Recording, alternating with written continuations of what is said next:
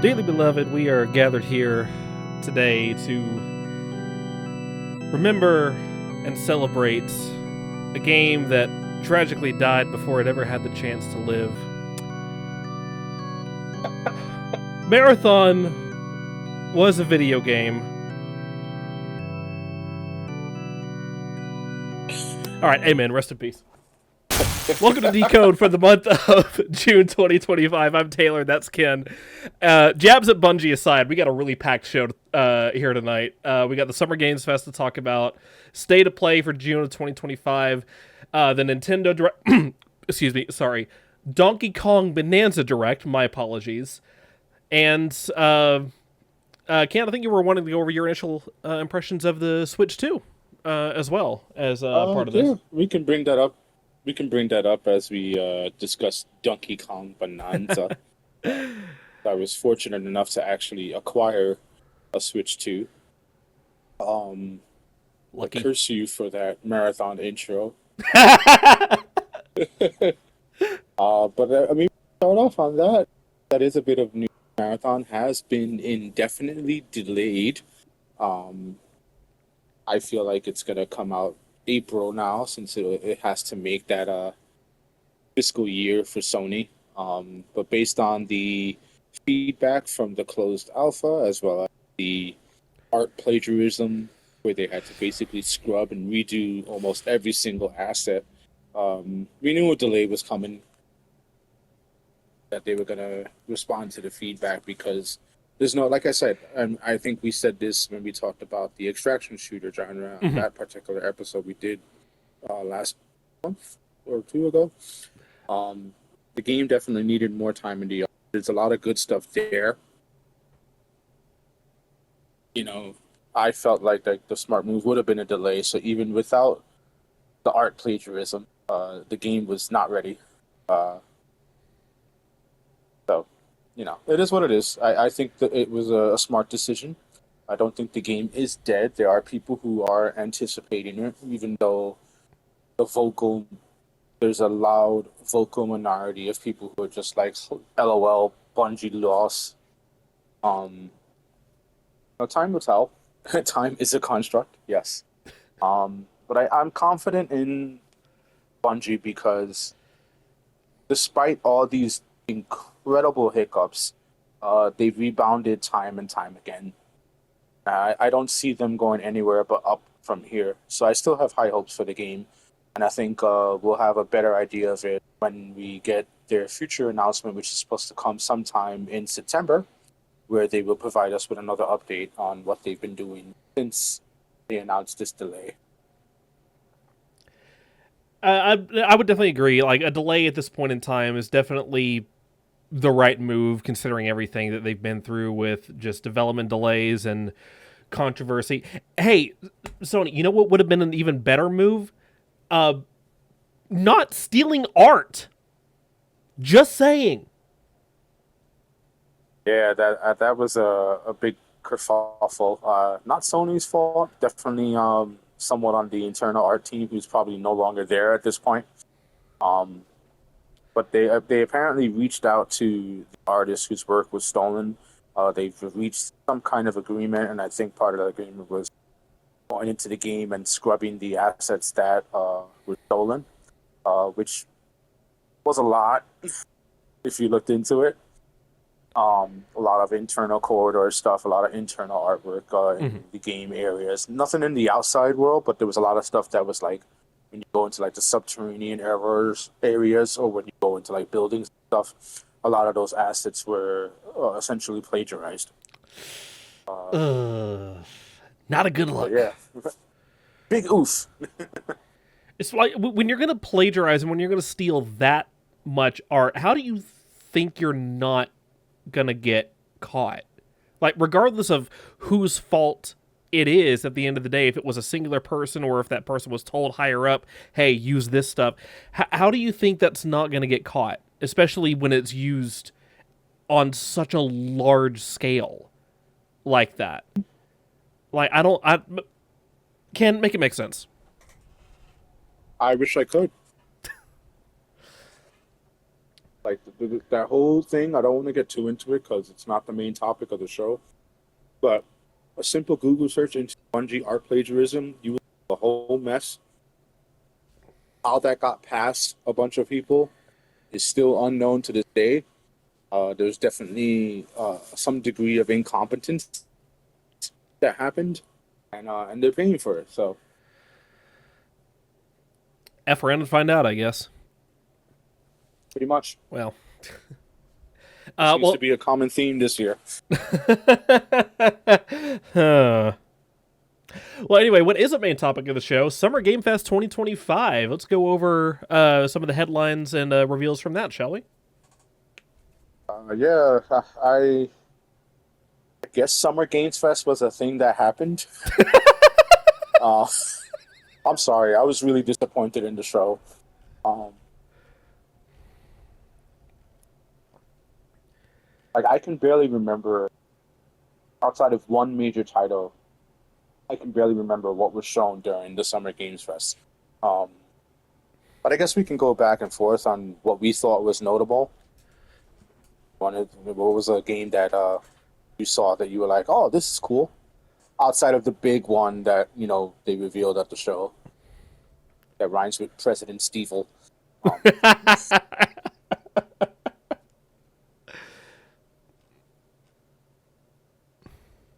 Um, I guess I'll start. There was Yeah, go for it. I mean, sticking on the Capcom theme, the other game that they finally revealed that we finally saw was real.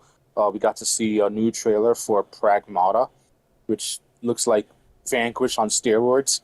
Um, that game blew me away. Impressed by the combat in that game. Um, it's been good like 3 or 4 years since we last saw it, so it's nice to see it in a lot better shape. Uh, that's one game that I think was awesome to see be shown off in trailer form. What was another one? Ninja Gaiden 4. It was cool to see Okay. that one. A lot more combat on Ninja Gaiden 4. That was also impressive. We got this Scott Pilgrim EX, the sequel to the much beloved arcade game. So I think those were some of the things that kind of won me over from the show, outside of the main one that features, characters from a certain other Capcom franchise that has zombies and guns, stuff. Zombies, guns, and stuff. Yeah, You... like it's sorry because like the only thing I really from it was the reveal of Resident Evil Requiem. Um,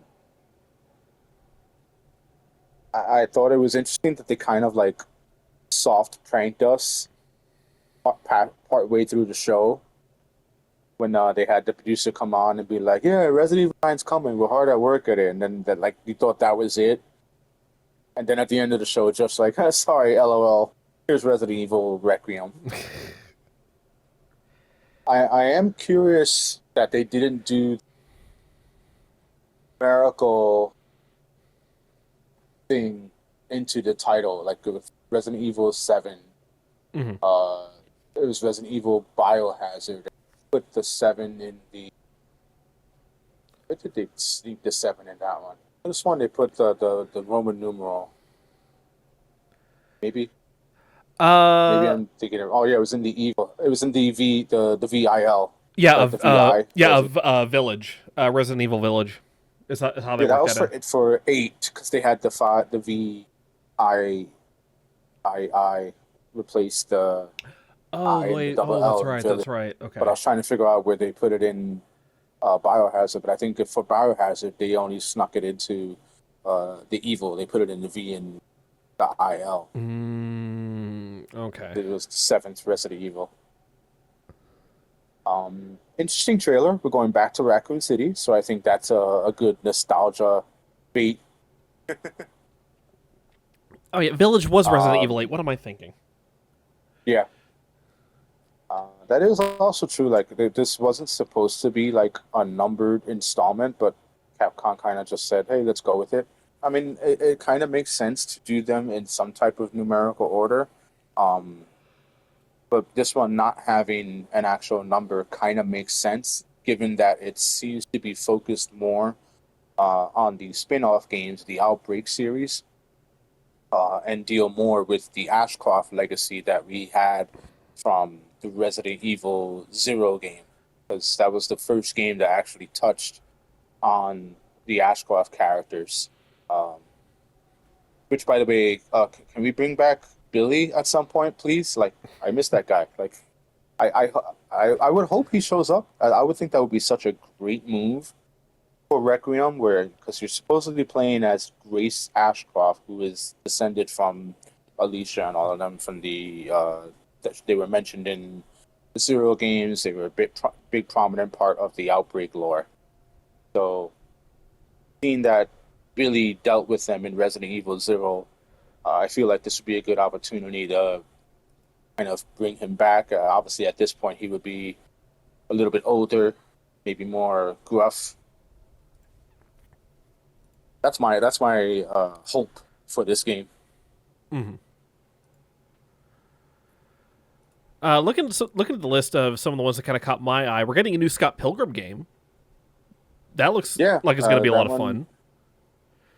fun. I think this was like it was known that they were doing a sequel. I think this is the first time it was actually shown off. Mm-hmm. Uh, um, it was leaked like some time ago during some.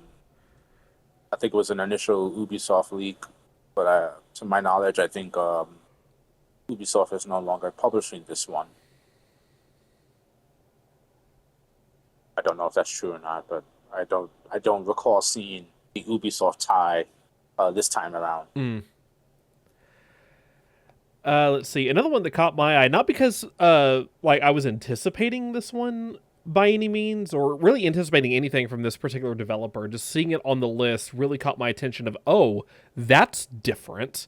Square Enix reveals Killer In, a new team-based social deduction game.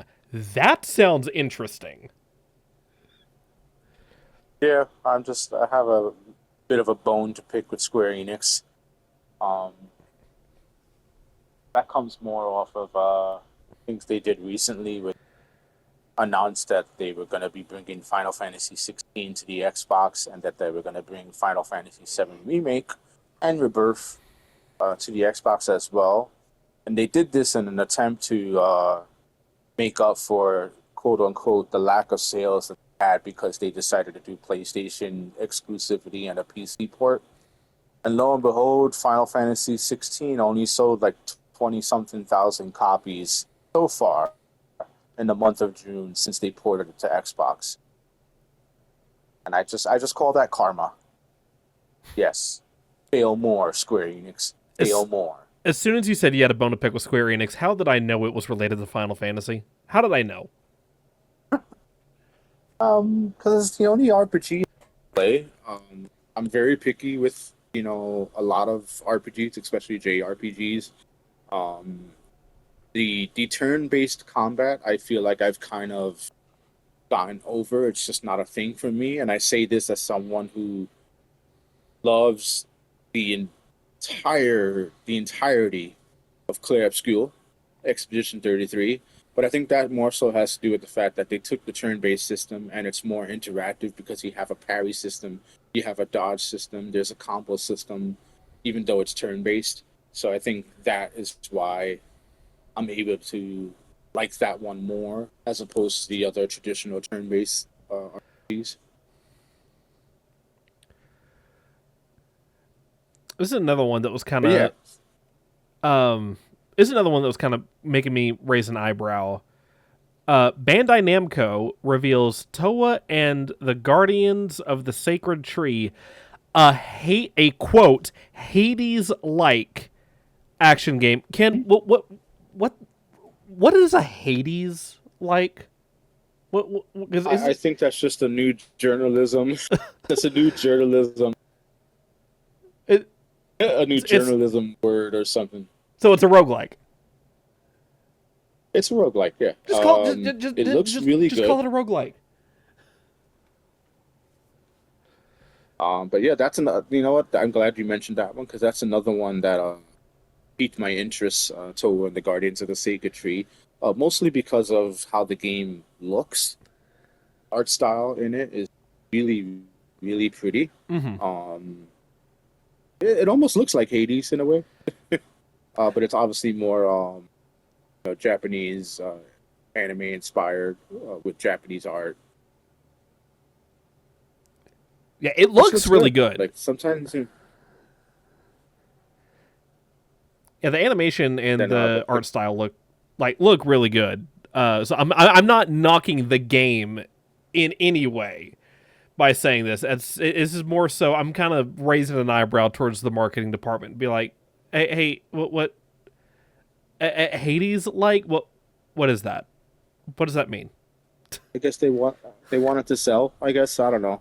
I feel like sometimes you can just have a game look a particular way, and that should be enough. I mean, the Japanese art style alone is really cool. The cast of characters all look very varied and different. You have a giant talking koi fish. You have a Shiba. Mm-hmm. Like just run off that and be fine. But no, they got to go Hades like. This buzzword marketing's a thing. I hate it.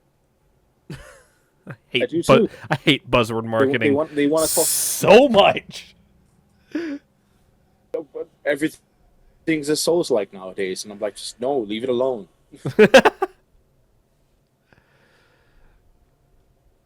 Like, is this a Souls like? No, it's not. But it plays. No, it doesn't. You don't play games. Silence. Okay. There's one more thing on this list, and this is going to be another make it make sense kind of thing. Sonic Racing Cross Worlds to feature Hatsune Miku, love that, Like a Dragon's Ichiban Kasuga, Persona 5's Joker, all of these still sounding pretty solid, all of them with ties to Sega, and Minecraft's Steve as guest racers. That one is so out of the blue. Like, huh? Yeah, so the Sonic games are especially the Sonic racing games. They're no strangers to ridiculous cameos. If you ever played Sonic and Racing All Stars Transform, you had Sega Santoshiro in it. You had Danica. Who was the racer? Danica Radcliffe or Radchick? Like You think of Danica Patrick? Danica Patrick. Thank you. Yeah, she's a race car driver. She was in the game. So they're no stranger to having the random cameos. They just recently revealed that they're gonna have SpongeBob DLC. You're gonna have SpongeBob in the game. Pretty cool, because originally they were in their own kart racing game because SpongeBob characters are in the Nickelodeon's kart racing. Seeing them show up in Sonic of all things is pretty cool. I think it's a direct kind of way to compete with Mario Kart World, since they announced that Mario Kart World isn't gonna have like special characters. They're sticking straight to the Mushroom Kingdom verse in this one, so to speak, which I find odd because Donkey Kong's in it. But how is he part of the Mushroom Kingdom? Well, I guess he has ties to Mario. I guess I see that's probably why. Yeah. But yeah, so yeah, Sonic's gonna be the new everyone is here racer. Sure seems like it, because like just going down that list of like Hatsune Miku especially makes sense because Hatsune Miku is published by Sega. She is a Sega IP. Yes. So I don't know. That's one. It just threw me for a loop. Just seeing that name on that list was just so out of place to me. I was like, huh? It's about the same reaction when I found out that Steve was going to be in Smash. I was like, what? How did this even happen? Like how did we get here? I just want to know if we get the Jack Black Steves as a skin, then I'll be 100% sold. Oh, that's going to be your selling point. Yep. Okay. Can I play as Jack Black in my Sonic and Racing crossover game? Sold. Jack Black makes everything better.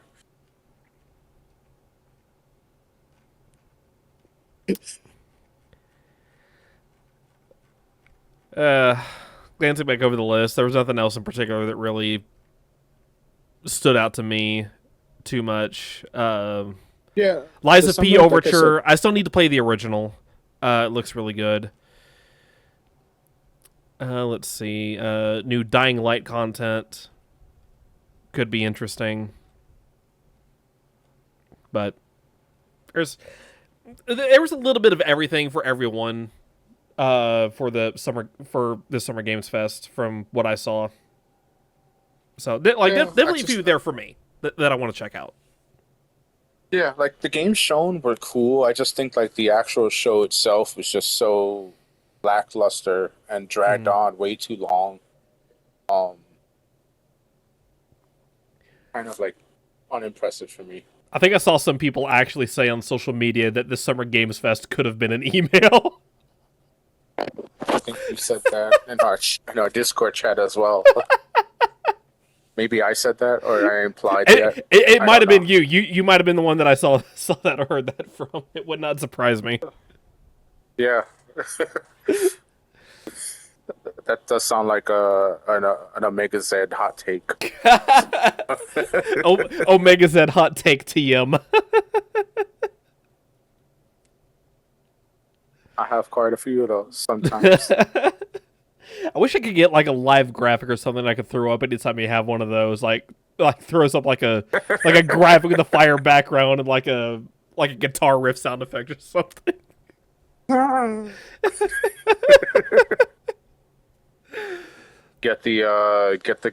to get the guitar riff animation from Higgs from Death Stranding 2. Man, I'm not going to talk about Death Stranding 2 today, just because I don't want to ruin my emotions. Fair enough. Shall we move on to the state of play then? Yes, we had a Sony state of play. I look forward to all, because sometimes they're like easy to mock, but so far they've gotten really good at these things now. And this one was not a letdown. A lot of exciting announcements. Couple of surprise reveals, which I thought was very cool. Big one for me was the new look at the new 007 First Light game from the makers of Hitman. That game just looks phenomenal. I can't say any more about it because like there's really not much we can go on beyond the trailer. Mm-hmm. But this is definitely something that IO Interactive has put a lot of love and care into, and it looks like it's going to be a fantastic game. Another one that really caught my eye that I was hyped for. I love anything Suda51 puts his name on. I'm going to look at. We have a new game called Romeo is a Dead Man, which is slated for 2026 release. And that's another one that got me hyped when they showed it. Obviously, the new Marvel fighting game from Arc Systems work. Like, I was watching the trailer and I was like, this looks cool. And the minute they showed that Doctor Doom was in it, I was like, sold, sold, sold. 1,000% sold. I only hate that it's a 4v4 battle system. And I'm like, I just want to play as Doom. Can I have Doom and 3 Doom bots? Like, I don't want to pick anyone else.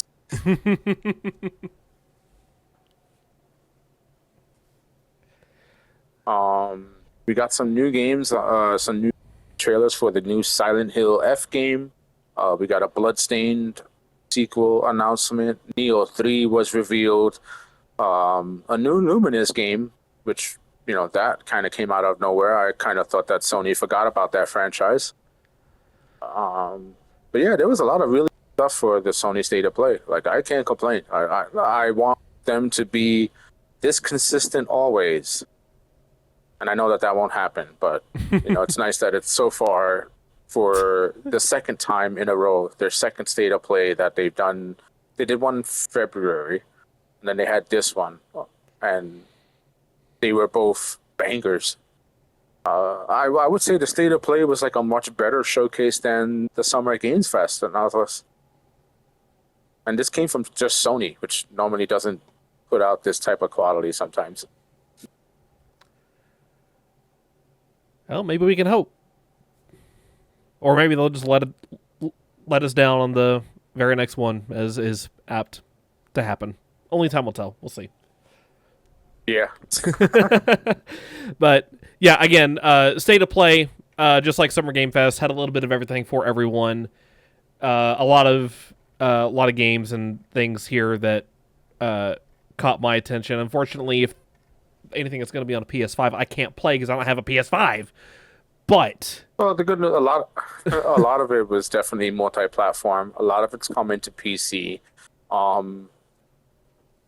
I guess if there was a complaint from the State of Play, is that nothing that was a true exclusive was shown outside of maybe the Ghost of Yotei.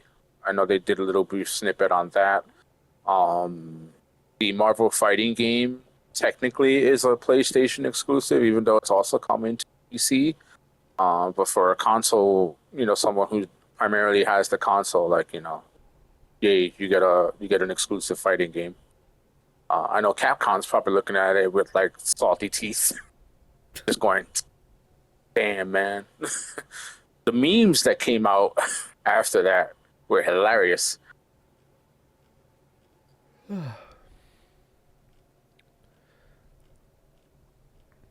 But that's what you get, Capcom. For taking too long. But a lot of cool stuff. A lot of stuff I definitely want to check out. Let's see. Oh yeah, the other thing too that I saw that I knew would catch your eye and Mario's eye as well, I can see is in the chat.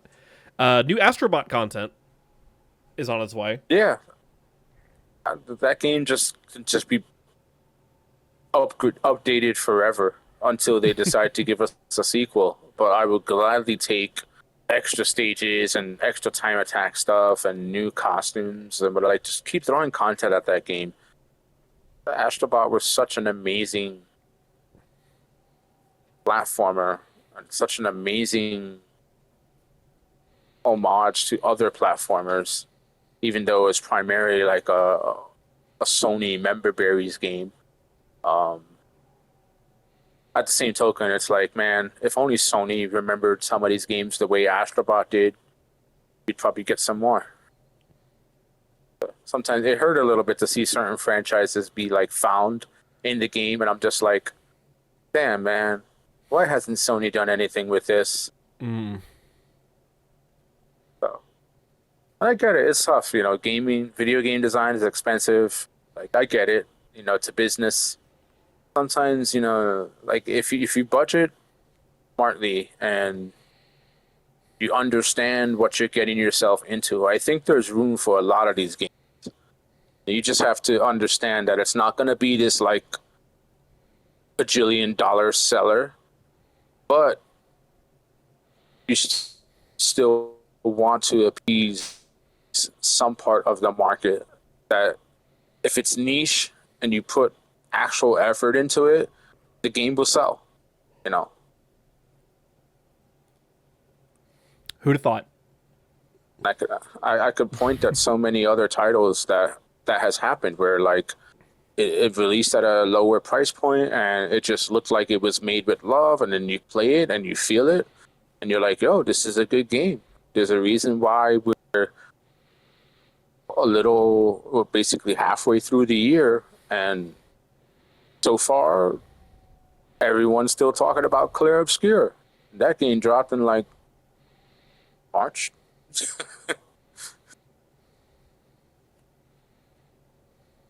So, you know, things happen, and I think developers just need to be more mindful of that. That it doesn't have to be this like huge blockbuster effort. You can do a little bit of a niche effort and just put love and care into it, and word of mouth will help, and we'll get it out. You don't need to have like the super expensive marketing campaign. You don't have to hire 30 famous voice actors to have like this crazy star-studded cast in the game. Like, you just don't need to do that. Here's the thing too. It's like developers absolutely could go about doing that, and I agree that releasing a game that obviously has a lot of love put into it, even if it's at a lower price point, just to make it affordable and accessible to people, that will sell. That will sell games. That will make money. I agree with everything that you've said. There's just one flaw in your logic there, Ken. That would make sense. And why would game developers ever do something that makes sense? I don't know. I mean, we're starting to see that kind of be a thing with a lot of games coming out, at sub $50 price points. So maybe there's a little bit of a change this year. I would have to see more evidence of it, but so far, besides Claire Obscure, we have the upcoming Mafia game that's going to be released at $49.99, and a linear single-player adventure that looks really good. Even NetEase, a company traditionally known for being the nickel and diming microtransaction-laden crap fest that most of these devs have fallen into. Their next title is a single-player, linear, story-driven action adventure that has no microtransactions. I saw that trailer. I forget the name of the game, but it's one that's probably coming out next year. But I saw the trailer, and I was like, NetEase made this? Who are they, and what did they do with NetEase?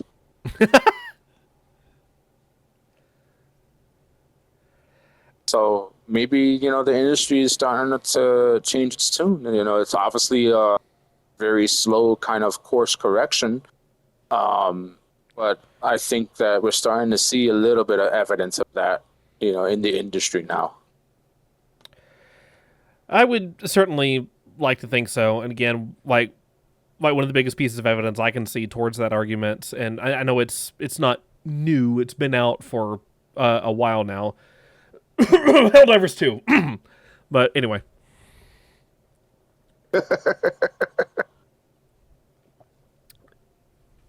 Sorry, I had a little something in my throat there. Game of the year every year until the server shut down or Sony fumbles it. I want that on a damn T-shirt now. With as many times as we've said that on stream, like that. Mario, can we make that a shirt? Is there a way that we can add that to our merch store? If we can make that happen, I'm buying one. Good stuff.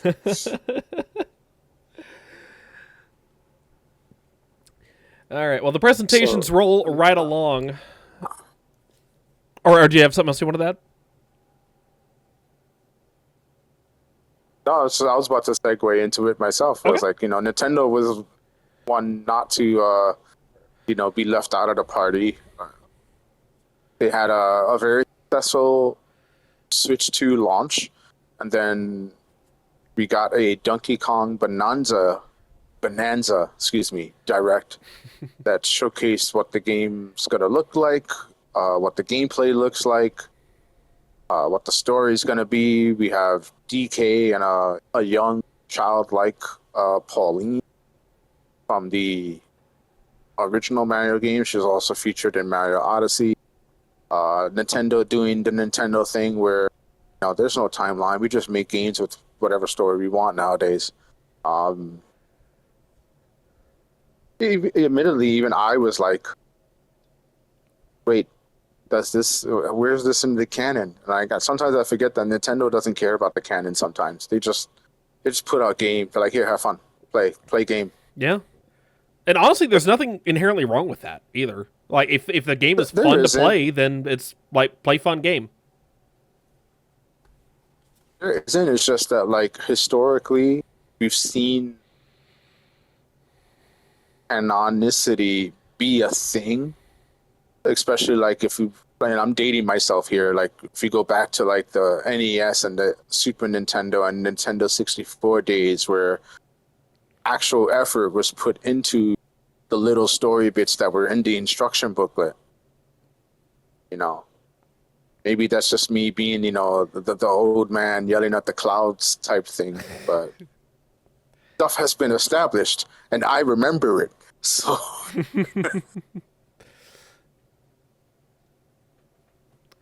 No, I but definitely anyway, remember looks those like a days. fun game. It's a bunch of destruction. Uh, Donkey Kong goes Super Saiyan, turns into a bunch of different animals. He's basically gonna be like Monkey Jesus or something. I don't know. I'm excited for the game. Comes out July 17th. Um, Definitely a good launch window title for the Nintendo Switch 2. So now people have Mario Kart World, and now they have Donkey Kong Bonanza, and you should be happy because that's two great Nintendo games coming out for a relatively new system that dropped earlier this month. Yeah, there you go. Yeah. So I guess we can talk a little bit about the Switch 2. I was lucky enough to be able to find one. And as I said in Discord, I was like, if I'm able to trade my original Switch in and get this one at a bit of a discount, like I'm gonna do it just because like I've been wanting the upgrade for a while. And for me, the Switch 2 was worth it. I'm having a lot of fun playing Mario Kart. I recently started replaying Mario Odyssey as well as Breath of the Wild, and I don't know. It just felt right to have this new system and play these games. I did do the upgrade for Breath of the Wild. Worth it. Just so that I can have, the 4K output, the 60 frames per second. It just feels like the ways that game was meant to be. The hardware itself is really nice. It feels less like a toy and more in line with think their attempt was to be a competitor to the other PC handhelds and like the Deck or the ROG, the Asus ROG or the Lenovo Go. Um, it feels like a sturdy piece of equipment and not like a toy. And it even looks like because it's all black and sleek. Mhm. It even looks like a much more serious handheld console thing. So I've been enjoying my time with it. But I definitely understand if people want to wait and see on it, wait for more games to be out. The only reason I pulled the trigger was I walked into a store and I was like, "Do you want to switch?" They were like, "Yeah, we got two left." And I said, "Can I trade in my original Switch and some of these games?" That sure. And I knocked it down like almost like 50%. And I was like, Oh, done. damn.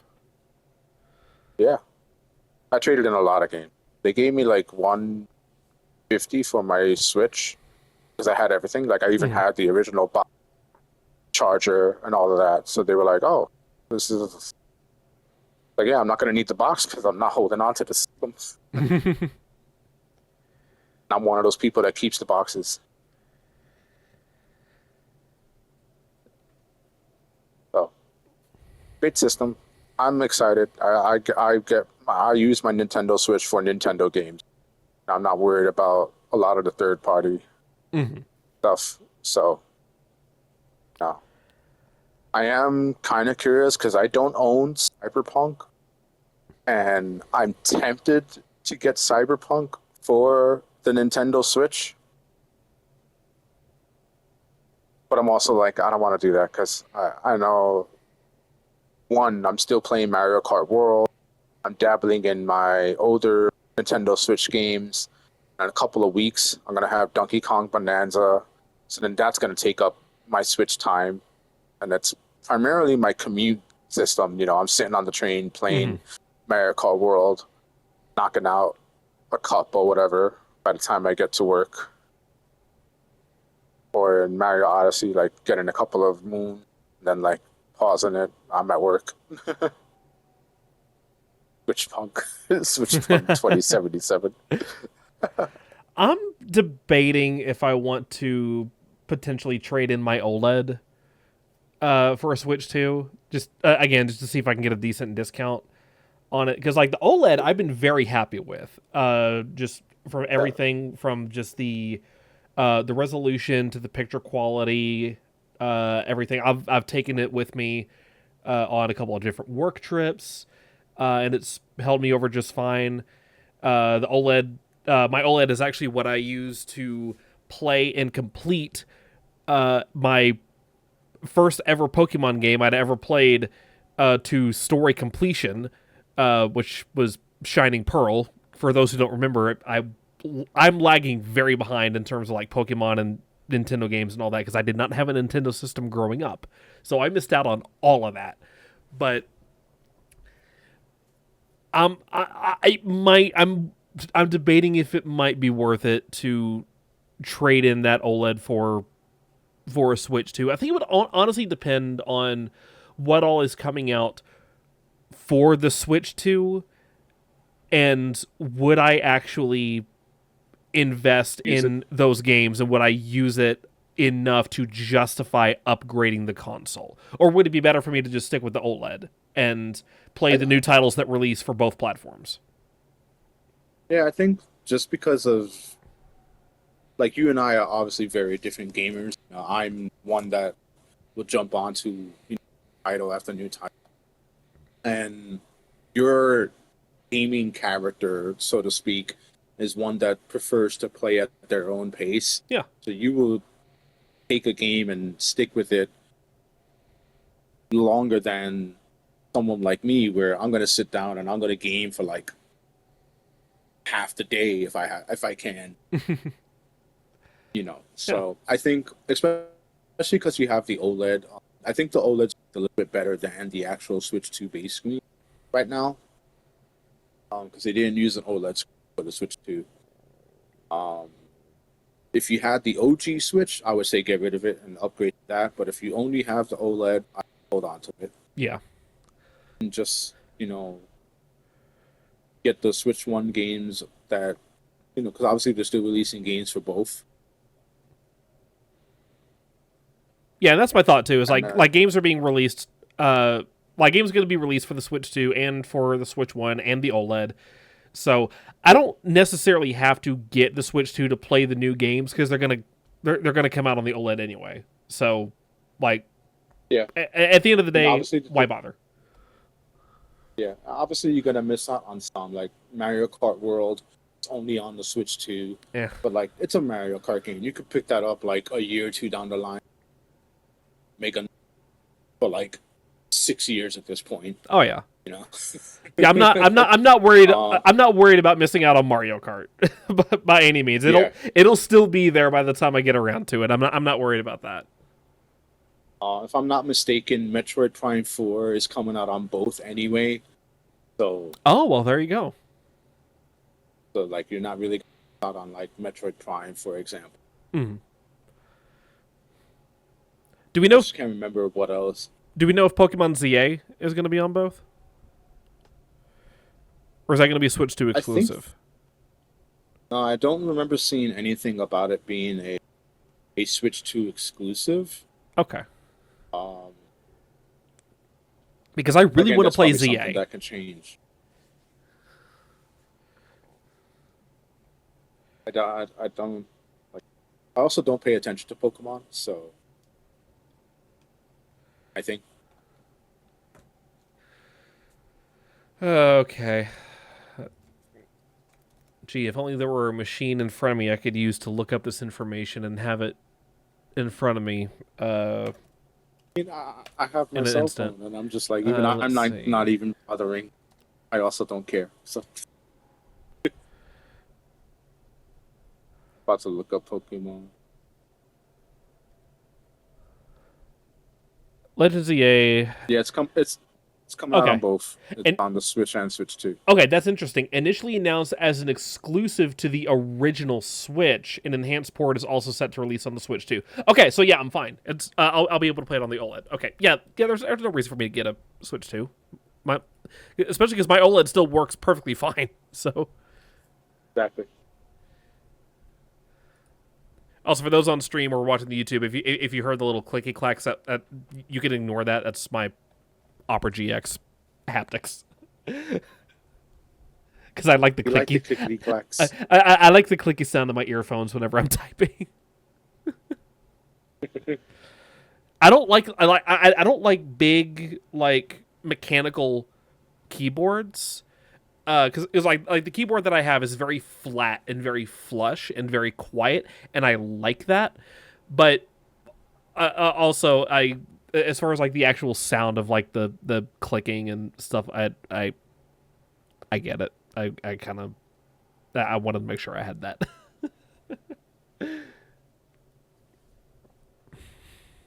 I made fun of a friend of mine actually on his stream because he was typing out something and he has a mechanical keyboard, and I swear he's modded his keyboard to sound even louder than it actually was originally. It's, I'll just type in his chat whenever he's typing. And just be like, haha, keyboard go thok. I mean, that must be a pretty loud keyboard. It's not even a click clock anymore at that point. It's literally just a thok. Just THOCK. That's funny. Excuse me. But yeah, Switch 2 is good. Donkey Kong is going to be fun. We got a bunch of games to look out for over the course of the year into next year. Obviously, the big one dropping this week is going to be Death Stranding. We'll save my thoughts for that on our next episode. Whenever that may be, because I'm assuming you're going to be nose down in that game for a while. So I'm anticipating not hearing from you for at least a week after that game drops. Yeah, if I disappear after the 26th, you all know why. It's because I'm knee deep with Norman Reedus and the tiny toddler. I'm also like probably eating my emotions because Hideo Kojima likes to write really good stories that are very weird. Honestly, I'm excited for it. Decode Plus returning in October.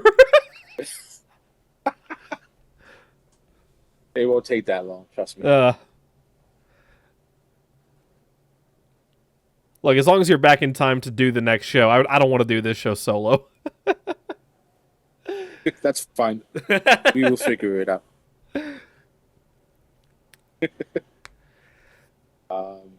But yeah, I think that's pretty much it. That was June in a nutshell, basically. June was a busy month for gaming. We got a lot of really cool stuff announced and revealed. A lot of really cool stuff to look forward to. A little, like I've been saying throughout the show, a little bit of everything for everyone across the Summer Game Fest, State of Play, the Direct, and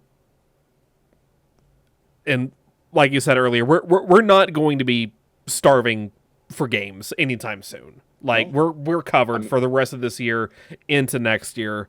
Like we're gamers are eating good right now. Yeah, especially for me, like I said, I have Death Stranding 2 this week. July 15th, new Destiny 2 expansion. I'm good for the rest of the month. So, and still no GTA 6 until 2026. Lamau. God. Oh my god. Can you imagine? Again, this isn't me trying to manifest anything, but if this does, I want this clip for posterity just in case. Could you imagine if at the Game Awards in December a trailer drops that lets us officially say that we got Half-Life 3 before GTA 6. Can you imagine if we reached that level of stupid? Oh, I don't want to. I don't want to manifest that just yet. Fair enough. We'll talk again in November.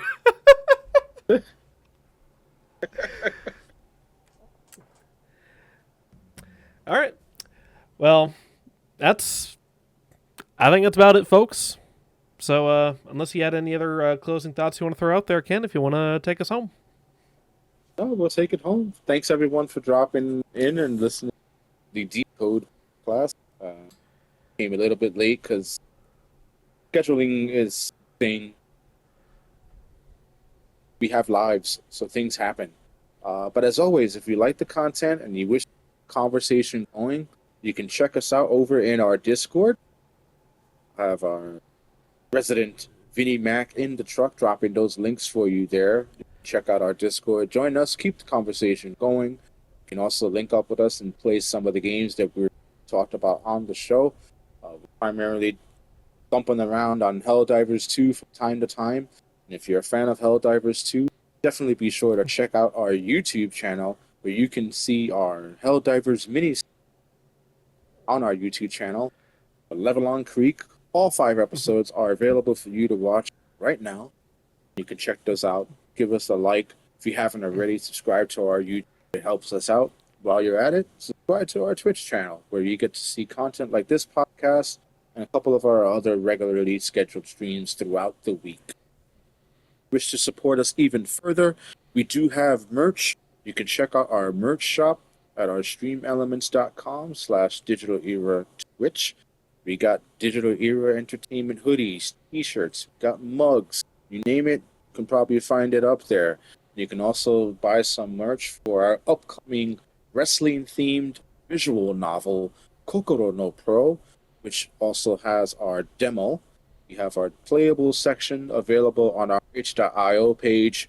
Kokoro no Pro is there, slowly making it through its way through completion. Demo's a good chunk of show you what we have in store. We're still hard at work at that game. They true independent developer. Got a team of like 3 people and a janitor. It's hard work, but we are hard at work at it. It's still coming. Definitely check out the playable section, and if you wish to support us, again, check out the merch. Got our Coco No Pro shirts up there. Where proudly display our work on time. Shout outs to our sponsor, Image Anime. You can also use our promo code. We have our promo code Discount Ship, which will give you free ground shipping on all in-stock item orders over $100. That code is good for throughout the year. So if you yourself are an anime fan, or you know someone who is a fan of anime, use that code, have them buy some cool stuff from Image Anime. You can save on the shipping as long as the order is over $100. So yeah, that's about it for the shilling. I am the shill master. Hey, you know, that's a good idea for another shirt. I am the shill master. But yeah, that's our show. And if you want to stick around, you can look out for our socials. Next episode, which will be hopefully sometime in July, probably after Destiny expansion drops, so we can get my thoughts on that. But until then, as always, till next time, you've been decoded. Not y'all.